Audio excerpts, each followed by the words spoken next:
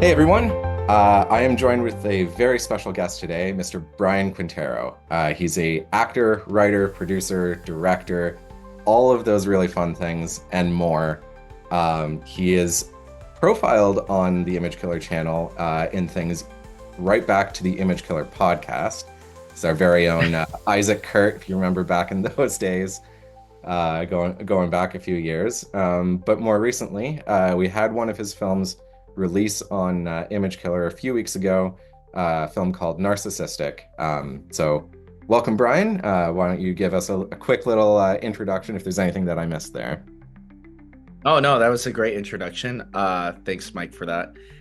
Yeah, Image Killer was really fun and special, but I'm very happy to see it grow and this sort of platform for filmmakers to show their films that maybe didn't see the day of light.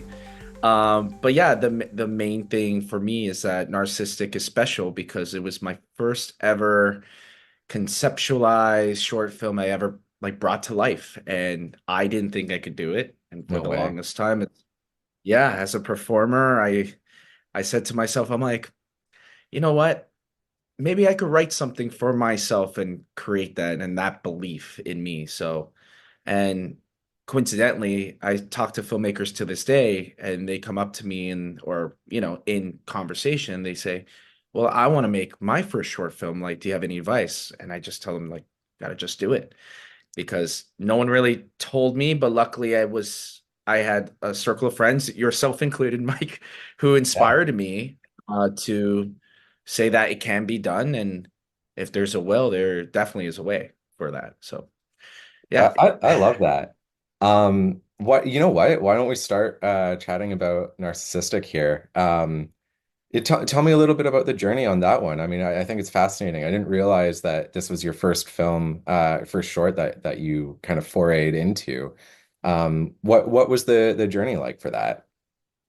Yeah, so when it kind of goes way back to sort of the roots when I was in high school and I was still kind of figuring out if acting was for me. I was performing like plays and different musicals, even though I can't sing to save my life, but you kind of just do it as as a performer. And I remember I had this incredible teacher I'll never forget, Mr. Tim Lee, and he just has incredible mind and a deep understanding of literature. And I really he's such an important figure when I was younger. And so I remember he was my grade 12 English teacher, and he showed me I believe it's still there. Maybe I could be wrong, but I believe this is how I discover it. We were dissecting the book The Alchemist, Hmm.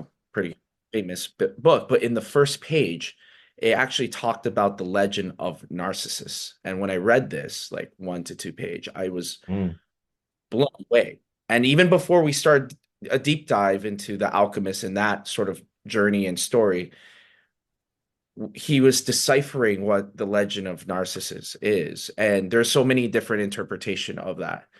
And I always fell in love with that story because it's all about the self-reflection of who we are, our inner feelings, our inner emotions, and bringing that out to light, and that our actions also have consequences. So that sort of mirror, reflect, parallel was something I was always fascinated about, and also like Greek tragedy. Who doesn't love that?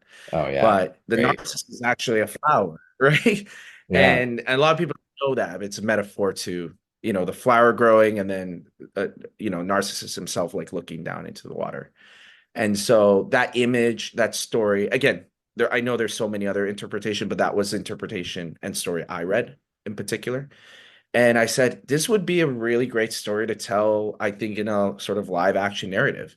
And I didn't know what I was doing, but I'm like, and it was just, I had like creative writing classes and I was doing the plays and jump all the way to, I had this story in the back of my mind, but I jumped all the way to Seneca College, got into the acting program.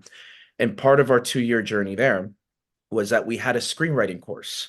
Mm. And they're like, "Oh, part of it is you as a performer," which I absolutely love the Seneca College program because you got a taste of different areas of film, even though you're a performer, because the way they structured it was that you have to understand what the other departments do, and creatively, Mm, how can you I create love that. opportunities for yourself? Like, choose it, right? And not all actors have to write, but if they could understand the fundamentals of writing, they could break down their sides and scripts. And so that Hmm. was very important for in the program.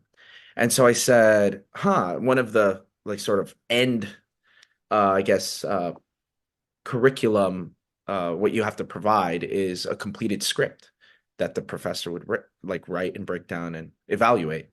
And we would watch different films and break that down, like Good Will Hunting, why that is so extraordinary. And part of that was getting inspired to like bring back, I'm like, what can I write? And the only thing I knew was I always wanted to translate that story, The Legend of Narcissus, into Wow. a modern day version of it. And so I wrote this like 20-page script. The good thing was I learned formatting of writing. So naturally I Yeah. was already, kind of doing what you should do in the inception of creating a film. And I had this 20-page bulky, 25-page bulky sort of vomit draft, as the industry likes to call it, Yeah. where you Yeah. just throw all your ideas onto paper. And years later, I didn't do anything with it. And after time and graduating and going to, different sets and working different independent productions, some union, some this and that, I realized not all the projects I've done and performed, I had control of whether the Mm, film, I've had great experiences, but sometimes films don't ever get done. Sometimes, films don't turn out the way you thought. Sometimes they never see the day of light. And those yeah. factors, after doing so many different projects, or even the quality is just not up to par of what I thought it was going to be. But we do it for our experience as performers. So I said, well, I'm kind of tired of that. I'm kind of tired of putting those eggs in one basket for somebody else to be in control of the concept. Like maybe I can do it. And that idea was like, all right, I'm going to make my first film. And that's how that started. It's a long story, but That's it kind of amazing. like takes me to that moment. I'm like, who do I trust? Who do I know? I invested like I was working at this job called Cabana Pool Bar, and it was like a weekend job and make quick cash. I Yeah. said, I'm gonna do this once. I'm gonna invest money into my own short film, which I don't encourage, but I do encourage if it's your first one. So you see the value and the importance of making sure you get it done. Yeah. But that money went into the short, and I said, this is what we have, this is all I'm gonna put in. And I trusted the director, Kyle Dunbar, after we worked on a short film called Worms, and he's such a brilliant director. I learned a lot from. I said, I believe you could spearhead this. And once he came on board, I said, on one condition though. Well, a few. I got to Yeah. star in Yeah. it, Always. Yeah. but mainly, I want to see the every step of the production phase. So in a way, it was like me paying for my own education. That's how Hmm. I kind of saw it. So, and then yeah. Oh, I love that. And I mean it speaks a lot to just how much time goes into these stories. I mean the fact that like you started, even the seed of this idea came back in high school and then, you went through an entire college program and then wrote it and then didn't do anything with it for a few more years. Now here we are, however many years later, and it's finally released for people to see and it's like that was your first one. I mean, you've done plenty incredible shorts since then, but just it's mind-blowing to hear just how expansive that was and just the journey that it takes is such a long process for a lot of these films. Um, I'd love to hear with this particular one, especially because it was your first and you were involved in every phase of it. What was the biggest thing that you learned on this project that you then got to take into all of your future projects? Right. There's so many takeaways. The first thing always comes back to like how I envisioned it. Mm, And not to say as a director's mindset, more so like the overall goals, which mhm. was because I've never made a film and all I had was references of being on other sets. So my education was on going on other sets and being curious and asking people like, what do you do? How do you do that? Yeah. Really breaking it down to basics because I came into it kind of blind. However, I had the privilege to be on different sets where I understood the difference between quality and below quality. Hence Mm, why I was inspired to make this to begin with. And going into it was I always wanted that minimum quality that I thought it's got to look this certain way. It's got to have this certain, maybe I couldn't put it in words, but now I can. It's like a certain production design and mm, certain, uh, gear and camera of that quality. It's not going to be shot on a DCLR. It's going to be shot on red. And I made these sort of terms and conditions for myself, and I put it out there and drew people who understood those needs, those minimum needs. And so the takeaway was to trust in myself and not to do something like half measured, to do mm-hmm, it where you feel there are moments you could compromise 100% because we're in a collaborative industry, which is 100%. something I also had that takeaway. A perfect example is Kyle would come in. He's like, I want to do like a really like refresh take on this, like from the already modern version. I'm like, let's go because I had that trust with him, but again, Mm-hmm. had those conditions. You're the minimum. We got to get these cameras, and that's where that was my job to kind of figure out and help him Yeah. problem solve. But as we were writing it, the script evolved and it kept evolving and it kept evolving and the other takeaway was like I was open for change. I Mm, didn't have this limitation that had to be this one way because art is interpretive. It could be this way, that way, but as long as the parameters are still there, you could still shape it. And the best part of that was the short film had to do with, narcissistic personality disorder.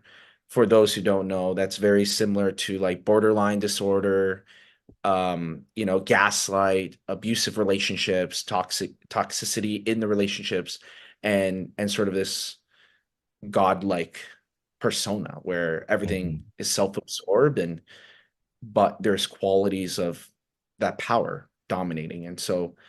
And when Kyle was rewriting it and we kept having these conversations, we did have some production issues and you kind of work along that. But the main thing was the rewrites ended up being sort of aligned with the Me Too movement, which was Yeah. mind blowing because we didn't expect that.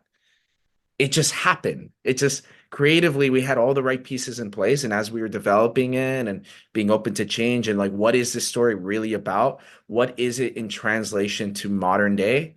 Yeah. We just took our time, and it just aligned with the Me Too movement. And it's Yeah. like that's exactly how the That's modern really day. incredible. Yeah. I love how that like kind of symbiotic relationship works. And like the fact that you started this thing not thinking about like that was the purpose of the story, even though it is, but like that direct tie-in is something that you guys were able to find in the journey of kind of developing this script and this project. You touched on something I think is really interesting to just unpack a little bit too. Um, with Narcissistic, as well as your other shorts that you've produced and acted in and written and directed. um yeah, you set goals for why that project and why what you want to get out of that particular one. What would you say were some of the specific goals that you had with Narcissistic, and also kind of just kind of a two-part question here in general, like how do you go about setting your goals when you start developing a short film? That's a very good question. It's Thank you. it's a great question because it's it's it's a it's almost easy to answer per project basis, Hmm. but every project is different. So the circumstances of how my capacity is involved in that project determines the outcome of it. Perfect example, if I was hired to direct on a project that was already written and there's a team and I was hired solely as a director, or if it was the inception of my idea and I'm bringing it to life. But to answer with narcissistic, um, the goal was as simple as I to get it done. Yeah. And I know that's such a easy answer, but really it was very challenging. There were times where, producers dropped out or they came back in, or, actors. And the thing is, I kind of set the bar really high. And what I mean by that is at the time I was a union actor. I Hmm. was from a union actor, and it was my transition into the union world. So now, naturally, even in the production aspect, I had to elevate the production protocols to align with the union, regulations. Yeah. And that became a challenge in itself because Yeah. even my team hasn't done union projects. And so I need to learn and educate myself. And it became this whole experience while simultaneously rewrites, producing, acting in between, rehearsals with the other actors, casting. And then it became far more than just me telling, someone like Kyle or, Christian, hey, show me the production phases. That became another layer on top. So now I'm simultaneously trying to not only navigate and figure this out, this Yeah. incredible sort of problem solving, but had this other layer of like, oh, wait, we have to do that first. But Yeah. luckily, Yeah. I had was the time to ask these questions and just really be into it, be curious and be open, and be okay that I don't know these things, but I need to trust myself. What can I do? And if I didn't know something, not to allow my ego to come in the way and say, no, you don't like, oh, you know this. You got to figure, no, Yeah. no, no. It's okay to soak it like a sponge and say, hey, I need help here. I don't know this. What would you do? And just having those conversations, being okay to talk about it all day, every day. And so the goal was the completion of it. There was a moment in our production where we only shot half of it and we realized funds ran out. So we Mm. had to wait, or we had pickup scenes that like dictated some story plot holes. Yeah. And it wasn't just pickup, they were like pickup scenes that we Oh, were still wow. like writing. Yeah, because it was almost nothing wrong, but it was Yeah. so artistically abstract that um the storyline kind of fell through. Because Yeah. again, the legend of Narcissus was just a page of material. I Yeah. wrote 20 pages trying to condense that down and actually bring that to light. And so, and also what I wrote was quite ambitious. We had a nightclub. We Yeah. had a condo. We had VFX of a helicopter.